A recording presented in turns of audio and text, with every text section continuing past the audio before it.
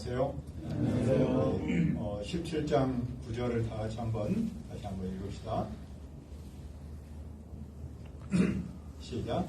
그들이 여호와의 율법책을 가지고 유다에서 나갔는데 그 모든 유다 성읍들로 돌아다니며 백성들을 가르쳤다. 은혜로우신 아버지 하나님, 이 시간에 저희들 예배하기 위해서 왔습니다. 성령 하나님께서 우리와 함께 하시고 말씀하여 주옵소서.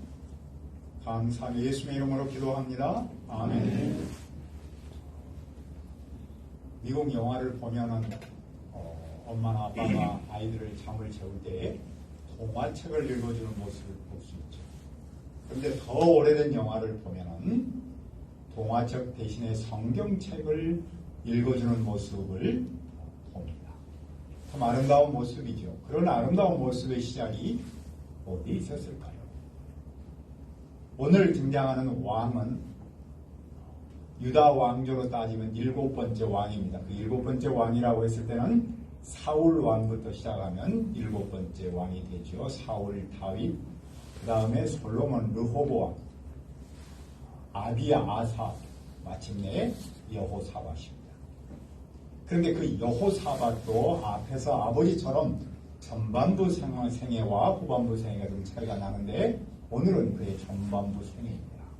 그의 전반부 생애의 신앙의 특징은 무엇이었습니까? 첫째, 그는 아버지의 하나님을 찾았습니다. 여호사밧은 아버지 아사의 뒤를 이어 유다 왕이 되었는데 그는 나라의 국방력을 튼튼하게 할 만큼 스스로 강했습니다. 그는 유다의 견고한 성읍에 군대를 주둔시키고 아버지가 차지했던 그 모든 곳에 다 영문을 두었습니다. 영문은 수비대입니다. 이런 모습은 당시 국제 정세가 심상하지 않음을 보여줍니다. 이런 정세 속에서 여호사밧은 국방을 튼튼하게 하는 겁니다. 어떻게 그런 군사력을 강화할 수 있었습니까? 3절은 말씀합니다. 여호와께서 여호사밧과 함께 하셨으니 이는 그가 그의 조상 다윗의 처음 길로 행하여 바알들에게 고하지 아니하고 여호사밧이 국방을 튼튼하게 할 수 있었던 데는 여호와께서 그와 함께 하셨기 때문입니다. 사실 한 사람 물론이고 한 나라도 누가 함께 하느냐에 따라서 그 존재 가치가 달라지겠죠? 그래서 어떤 사람은 뭔가 있는 사람과 함께하기 위해서 했습니다. 어떤 정치는 자기 존재감을 나타내려고 열성 팬, 소위 말하는 팬덤과 함께하고 있는 것을 자랑하기도 하지요. 그러나 정말로 자랑해야 할 일은 여호와께서 함께 하십니다. 여호와께서 함께 하시면 한 개인은 물론이고 한 나라의 가치가 올라가기 때문입니다. 왜냐하면 하나님은 살아계시고 사랑이 가득하고 전능한 분이기 때문이죠. 여호사밧이 나라를 튼튼하게 할 수 있었던 비결은 여호와 하나님께서 그와 함께 하셨기 때문입니다. 그러면 여호와 하나님은 왜 그와 함께 하셨습니까? 왜냐하면 그가 조상 다윗의 처음 길로 걸었기 때문입니다. 다윗의 처음 길이라고 한 걸 보니까 나중 길도 있다는 것이죠. 우리가 알고 있듯이 다윗의 처음 길, 즉 다윗의 처음 어린 시절 또 처음 통치 시절은 말 그대로 그는 모든 일에서 하나님의 말씀대로 살았고 하나님을 찾았죠. 하지만 나중 길 후반부에 가서는 몇 가지 실수를 했습니다. 밧세바와 부적절한 사건이 있었고 또 해서는 안 될 인구 조사를 했습니다. 하지만 여호사밧은 다윗의 후반기보다는 전반기 처음 길을 따랐습니다. 그런 그는 바알에게 구하지 않았습니다. 바알은 비를 주관하는 신이죠. 풀과 나무를 자라게 하는 단비 신이었습니다. 사람들은 가뭄이 들면 바알이 포로로 잡혔거나 심지어 죽은 거로 여겼습니다. 그들은 바알이 실제 삶에서 실제 영향력을 행사한다고 믿었습니다. 그래서 많은 사람은 여호와 하나님을 믿으면서도 바알도 찾았습니다. 그러나 여호사밧은 그런 바알을 찾지 않았습니다. 그는 누구를 찾았습니까? 4절을 우리 한번 읽어볼까요?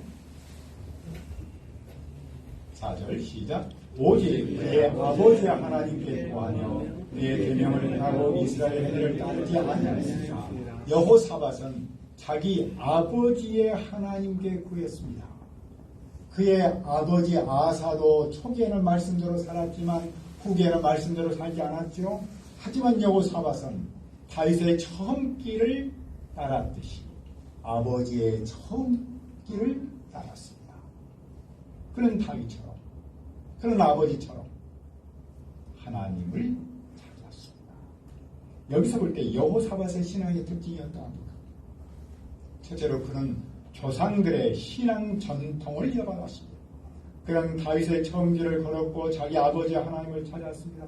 그는 다윗의 신앙의 전통을 따랐고 아버지 신앙 전통을 이어받았습니다. 그는 조상의 허물보다도 아름다운 믿음의 모습을 본받습니다.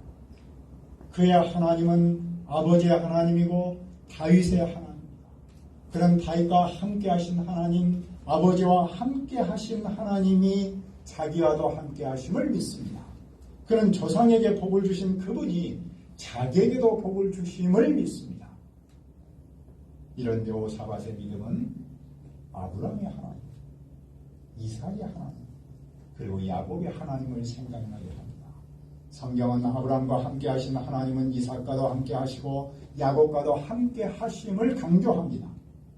그 하나님은 다윗과도 함께 하시고 또한 아사와도 함께 하시고 여호사밧과도 함께 하십니다. 물론 당시 포로 후기 공동체와도 함께 하지요.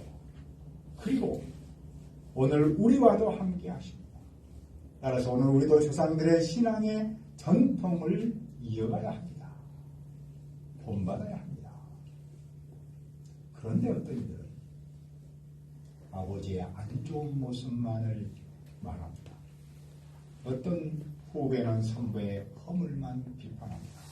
어떤 사람은 한국교회의 부정적인 면만 말합니다. 한 사람도 그렇고 교회 공동체도 공이 있고 화가 있지 않습니까? 그런데 믿음의 전통을 이어가면 화보다는 공을 보고 이어가는 것이겠죠? 우리의 선배와 함께 하신 하나님, 우리의 아버지와 함께 하신 하나님, 한국교회와 함께 하신 그분을 믿을 때 우리는 신앙의 전통을 존중하며 이어갈 수 있습니다. 우리 교회의 전통은 성경을 사랑하고 성경을 배우고 성경 중심으로 살려는 자세이지요. 이 신앙의 전통을 이어갈 때 하나님께서 나와 우리의 가정 그리고 우리의 교회에 더 나아가서 이 나라를 강건하게 하실 줄 믿습니다. 둘째로 여호사밧은 하나님을 찾았습니다. 하나님을 찾았다는 말은 하나님의 말씀대로 살았다는 뜻이겠죠. 다시 말하면 이스라엘의 행위를 따르지 않았다라는 말입니다. 이스라엘의 행위는 바알을 찾는 것을 말합니다. 여호사밧은 하나님 중심, 말씀 중심의 삶을 살았습니다. 그는 조상의 신앙의 전통 중심의 삶을 살았습니다. 그는 많은 사람이 찾고 따르는 바알을 거부했습니다. 그는 세상에서 살지만 세상과는 다른 삶을 살았습니다. 우리는 그런 삶을 구별된 삶이라고 부르지요. 구별된 삶을 사는 일은 쉽지 않습니다. 세상을 바라보면 살 수 없지요. 오직 하나님을 바라보면 살 수 있습니다. 여호와께서 세상과 구별된 삶을 산 여호사밧에게 어떤 복을 주셨습니까? 여호와께서 그를 통해 나라의 기틀을 튼튼하게 하셨습니다. 모든 백성은 그런 왕을 마음으로 존경하여 아낌없는 선물을 보냈습니다. 여호사밧의 부귀와 영광이 대단했음을 보여주고 있습니다. 그는 여호와를 섬기는 일에 담대했습니다. 그는 산당들과 아세라 목상을 제거해 버렸습니다. 아세라 상은 행운을 주는 가나안의 여신입니다. 사람들은 그 가나안상을 나무에다가 새겨가지고 우리나라의 장승처럼 땅에다가 박아서 세워두었습니다. 다윗의 하나님, 아사 아버지 하나님을 찾은 여호사밧은 이런 우상을 담대히 제거할 수 있었겠지요. 둘째, 그는 백성에게 하나님의 말씀을 가르쳤습니다. 여호사밧은 왕이든지 3년에 여러 성읍에서 가르치도록 고위 관리를 보냈습니다. 또 그들과 함께 웨이 사람과 제사장도 보냈습니다. 여호사밧은 고위 관리와 종교 지도자가 협력하여 백성을 가르치도록 했습니다. 그들은 가서 무엇을 가르칩니까? 구절을 다시 읽어봅시다. 시작. 그들이 여호와의 율법책을 가지고 유다에서 가르치되 그 모든 유다 성읍들로 두다니며 백성들을 가르쳤다. 그들은 여호와의 율법책을 유다에서 가르칩니다. 그들은 모든 유다 성읍을 다니며 여호와의 율법책 성경을 백성에게 가르칩니다. 우리는 무엇을 배웁니까? 성경 교육의 중요성을 배웁니다. 여호사밧은 자기만 신앙의 전통을 따르지 않고 백성도 신앙의 전통을 따르기를 바랍니다. 백성이 신앙의 전통을 이어가려면 신앙을 알아야겠죠. 신앙을 알려면 성경을 배워야 합니다. 성경을 알아야 하나님을 알고 믿음을 알기 때문입니다. 그래서 여호사밧은 국가 차원에서 온 백성에게 성경 가르치는 일에 힘을 쏟았죠. 포로 후기 공동체에 주는 의미는 무엇이겠습니까? 그들의 가장 힘써야 할 일이 성경 교육이라는 것이겠죠. 그들은 지난 70년 동안 바벨론에서 포로로 생활했습니다. 그들은 그동안 성경 교육을 받아보지 않았습니다. 그런 그들이 돌아와서 성전 건물을 지었습니다. 하나님은 그들에게 성전 건물도 중요하지만 더 중요한 일은 그 성전에서 성경 교육을 해야 한다는 사실을 가르치고 있습니다.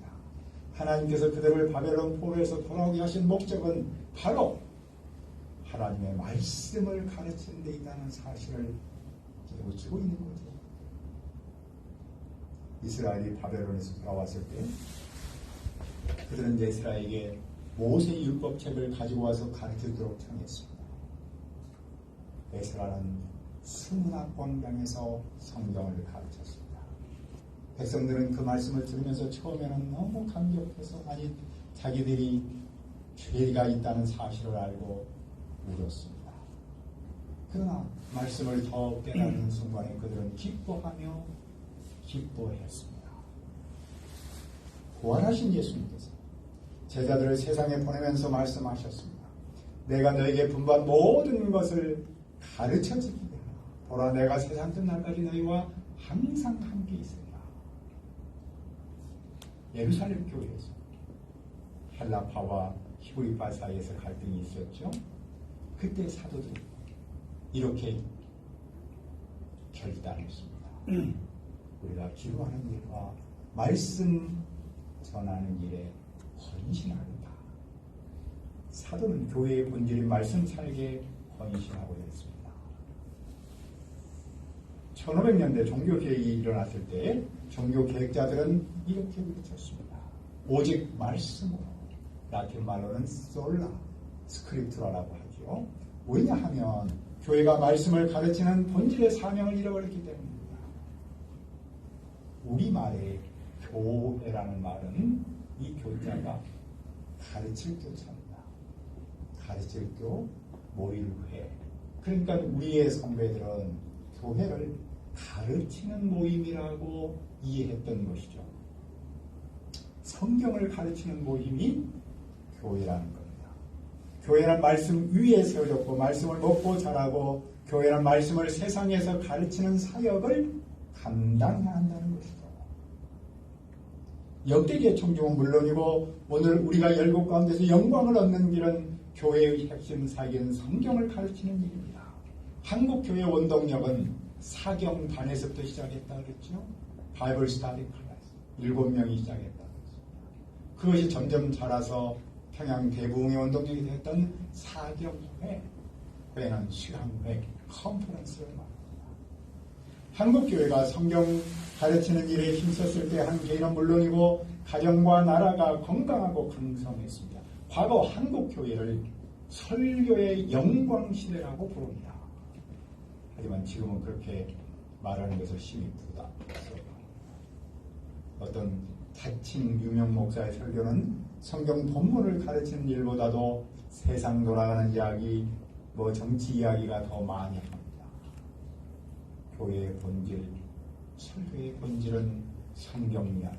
하나님이 오늘 우리에게 하신 그 말씀을 전달하는 게 있습니다.